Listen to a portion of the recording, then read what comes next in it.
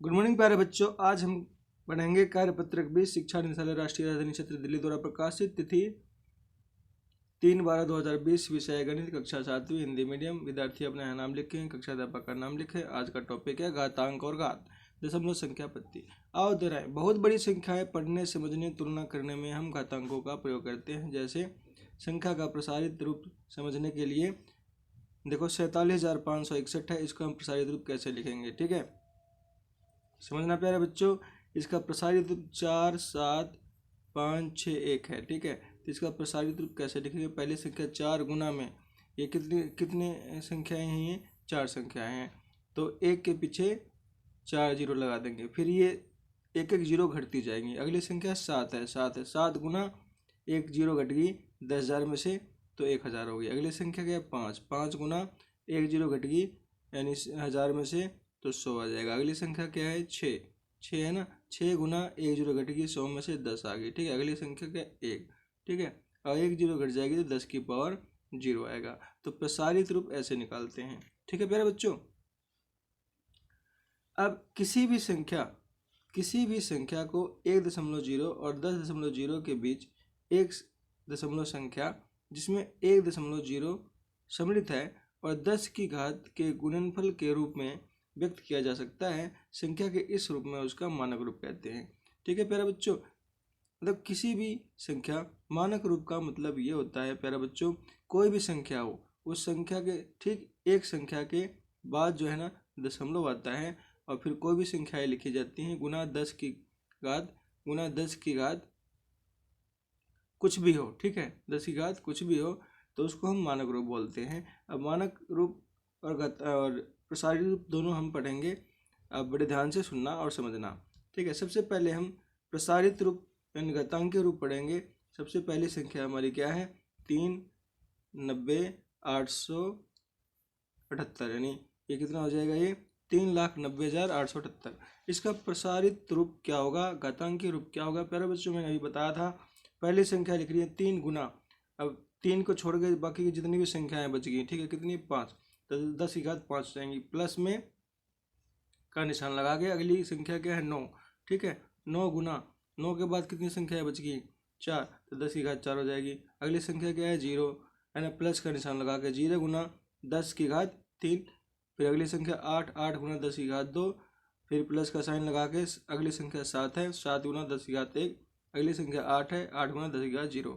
तो यहाँ पे आपने ये देखा प्यारे बच्चों, बड़े ध्यान से समझना, यहाँ 10 के घातांक अधिकतम मान 5 से होते हुए एक एक करके घटते हुए 0 तक आता है। देखो प्यारे बच्चों, यहाँ 5 है, फिर 4 है, फिर 3 है, फिर 2 है, फिर 1 है घात, और फिर 0 है। तो इस तरीके से हम घातांकीय रूप ज्ञात करते हैं किसी भी संख्या का। अब मानक रूप पढ़ेंगे, उसके बाद कुछ क्वेश्चन से करके देखेंगे कि आपने इसको समझा या नहीं समझा, ठीक है। Okay dear students, now next है संख्या का मानक रूप। संख्या का मानक रूप क्या होता है वो समझना आप।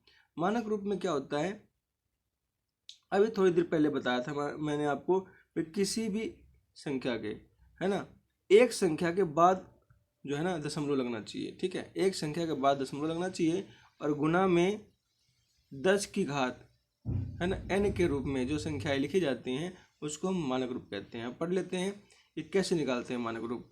तो संख्या का बाईं ओर दशमलव जितने अंक हो 10 की घात उतनी हो जाएगी। समझना कैसे? देखो हमारे पास एक संख्या है 390,87.8, इसका हमें मानक रूप लिखना है। तो देखो प्यारे बच्चों, दशमलव कहाँ है? अब इस दशमलव को, है ना, जो शुरू की संख्या है, मैं चाहता हूँ 3 के बाद दशमलव लगाना। मैंने आपको बताया था ना, एक संख्या के बाद दशमलव लगाया जाता है। तो यहाँ पे दशमलव लगाने के लिए इस दशमलव अंक को हम 4 अंक आगे ले आना पड़ेगा, ठीक है, अब फिर दशमलव लगेगा। तो इस संख्या को ऐसे लिखते 3.900878, ठीक है। देखो गुना, देखो दशमलव पॉइंट हमारा यहाँ था, ठीक है, यहाँ था, इसको आगे ले आने के लिए 4 अंक आगे ले आने के बाद दशमलव लगेगा। तो 4 अंक आगे ले आए तो 10 की घात 4 लिखेंगे, 3 अंक आगे ले आएंगे तो 10 की घात 3 लिखेंगे, 5 अंक आगे ले आएंगे तो 10 की घात 5 लिखेंगे। तो इस प्रकार मानक रूप हम ज्ञात करते हैं। ये दशमलव वाली संख्या का मानक रूप था। अब बिना दशमलव वाली संख्या का मानक रूप कैसे करेंगे ये समझना प्यारे बच्चों। ये भी बिल्कुल उसी तरीके से है 3, 90, 878। प्यारे बच्चों आपको पता है किसी भी संख्या में दशमलव का नहीं होता तो उसका दशमलव हमेशा पीछे माना जाता है। देखो यहाँ पे पीछे, जैसे से मैंने लिखा 8, अगर यहाँ पे दशमलव नहीं है इसका मतलब पीछे दशमलव है। अगर तुमने इस आगे दशमलव कर दिया तो ये सब कुछ बदल जाएगा। ठीक है, तो किसी भी संख्या में दशमलव बिंदु नहीं होता तो पीछे दशमलव बिंदु माना जाता है। अब देखो ये दशमलव बिंदु यहाँ पे, दशमलव बिंदु को आपको यहाँ ले आना है। ठीक है, ठीक एक संख्या के बाद ले आना है, यानी बाएं से। तो कितना अंक आगे आना पड़ेगा? 5 अंक आगे आना पड़ेगा।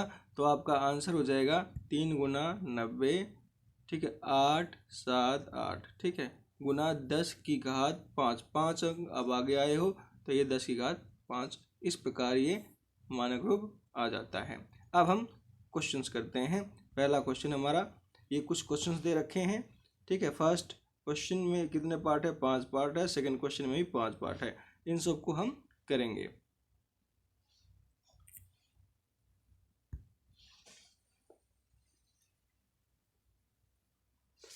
फर्स्ट क्वेश्चन है डियर स्टूडेंट्स, ये लिखा हुआ है, मैंने आपको बताया था घातांकीय रूप में क्या पहली संख्या लिखनी है, उसके बाद जितनी भी संख्याएं हैं गुना करके 10 की घात लिख देनी है। जैसे पहली संख्या लिख दी हमने 2 गुना, ये कितनी संख्या है? 5, 10 की घात 5। अब ये घातें घटती जाएंगी, 5 है, फिर 4 हो जाएंगी, फिर 3 हो जाएंगी, फिर 2, फिर 1 और फिर 0। और संख्याएं है ना, इसकी नेक्स्ट संख्याएं लिखते जाएंगे गुना करके, और आगे प्लस का निशान लगा के। देखो आगे प्लस का निशान लगा दिया। नेक्स्ट संख्या 7 है, गुना 10 की घात 4, फिर प्लस का निशान। अगली संख्या क्या है? 9 है, 9 गुना 10 की घात 3। ये घातें घटती जाएंगी और ऐसे इसको हम लिखते जाएंगे।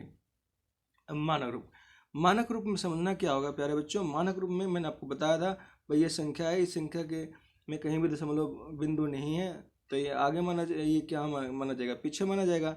अब इस दशमलव को यहाँ लाने के लिए 5 अंक आगे आना पड़ेगा। तो संख्या मैंने एजिट लिखी और आगे से 1 अंक के बाद दशमलव लगा दिया। अब 5 अंक हम आगे आए थे तो 10 की घात हमने 5 लगा दिया गुना करके। इसी प्रकार हमारे ये सारे क्वेश्चंस हैं। देखो ये सेकंड क्वेश्चन में क्या है? 3 गुना 10 की घात कितनी हो जाएगी? कितनी संख्या है? ये 3 को छोड़ के ये 6 संख्या है, 10 की घात 4। फिर ये 5 मतलब 10 की घात घटती जाएगी। ठीक है, 4, 3, 2, 1, 0। और ये संख्याएं हैं, इसके बीच बीच में सभी संख्याएं लिखी जाएंगी। पहले 3 लिखी गई गुना, फिर नेक्स्ट 0 लिखी जाएगी, नेक्स्ट फिर 0 है, नेक्स्ट 6 है, ठीक है, नेक्स्ट हमारा 1 है, नेक्स्ट हमारा 9 है, नेक्स्ट हमारा 4 है। ठीक है, और इसके बीच में प्लस का निशान लगेगा, जैसा यहाँ पे प्लस का निशान लगाया हुआ है।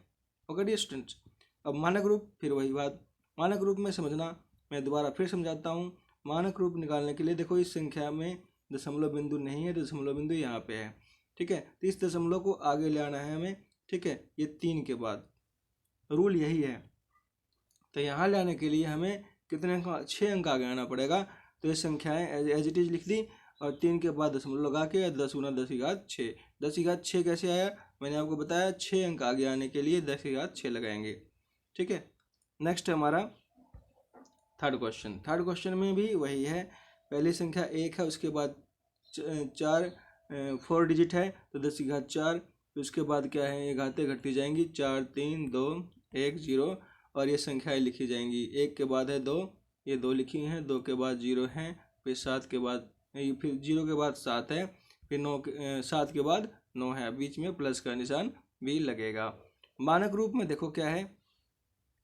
मानक रूप में अगेन वही बात, ये पॉइंट यहाँ पे है, 4 अंक आगे ले आएंगे तो 10 की घात 4 हो जाएगा। ये संख्याएं लिखेंगे और दशमलव लगा के 10 की घात 4 गुना 10 की घात 4। नेक्स्ट क्वेश्चन है इसका, बिल्कुल एज इट इज है, इसको आप ट्राई करना, मैंने इसको करके दिखा रखा है। अगला क्वेश्चन भी बिल्कुल इसी मेथड से है, आप समझो इसको। ठीक है, अब हमारा सेकंड क्वेश्चन है। सेकंड क्वेश्चन में प्यारे बच्चों मानक रूप लिखना है। ठीक है, मानक रूप लिखना है। पहला क्वेश्चन था उसमें कि जो निवार्त में स्पीड यानी चाल वायु की कितनी होती है? 3 लाख मीटर प्रति सेकंड होती है। इसको मानक रूप में लिखना है। देखो प्यारे बच्चों, इसमें कहीं भी दशमलव नहीं है, इसका मतलब दशमलव आगे है। इस दशमलव को यहाँ ले आने के लिए 8 अंक आगे आना पड़ेगा, तो 10 की घात 8 गुना में, और ये 3 था, 3.0 लिखो या 3 लिखो, एक ही बात है। Okay distance. नेक्स्ट क्वेश्चन है सूर्य का व्यास। सूर्य का व्यास इतना मीटर ये दे रखा है। ठीक है, ये पूरा, इसको आपको क्या करना है? मानक रूप में लिखना है। प्यारे बच्चों दशमलव यहाँ पे है, दशमलव को हम इतना आगे यहाँ पे लाना चाहते हैं 1 और 4 के बीच में, ठीक है। तो 1 और 4 के बीच में, तो 1.4 दशमलव कितना आगे लाए, आप गिन सकते हो 3 3 6 3 9, तो गुना 10⁻9 मीटर, ये आंसर हो जाएगा। अब देखो 4 के बाद ये सारे जीरो लिखने की जरूरत नहीं होती क्योंकि जीरो का कोई मतलब नहीं होता, तो 1.4 गुना 10⁻9 मीटर इसका मानक रूप हो जाएगा। नेक्स्ट क्वेश्चन है कि भी समुद्र तल में ये जो इतना पानी है, ठीक है, तो इसका मानक रूप लिखना है। बिल्कुल वही तरीका हो गया, यहाँ ये पॉइंट है, इस पॉइंट को आगे ले आएंगे तो कितना आगे लाना पड़ेगा, 3 3 6 3 9, तो ये 10⁻9, और ये जो है ना, ये मैंने एक अंक के बाद पॉइंट लगता है मानक रूप में, और ये जो जीरो के अलावा कोई भी रकम होती हैं वो लिखी जाती हैं, तो 1.353 गुना 10⁻9 घन मीटर आंसर हो जाएगा। नेक्स्ट क्या है 3 लाख, ये 38460, इसका भी मानक रूप लिखना है। तो देखो प्यारे बच्चों यहाँ पे पॉइंट है, इस पॉइंट को यहाँ लाने के लिए 8 अंक आगे आना पड़ेगा, तो 10⁸8 गुना में, और ये 3.84, ठीक है, 3.84, 84 के बाद जो जीरो है उसका कोई मतलब नहीं होता, इसलिए 3.84 लिखेंगे। नेक्स्ट भी हमारा ऐसे ही हो जाएगा। Okay dear students, now in this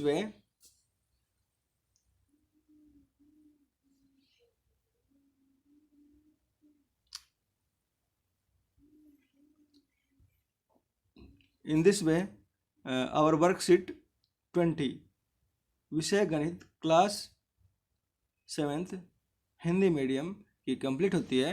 video देखने के लिए आपका बहुत बहुत धन्यवाद।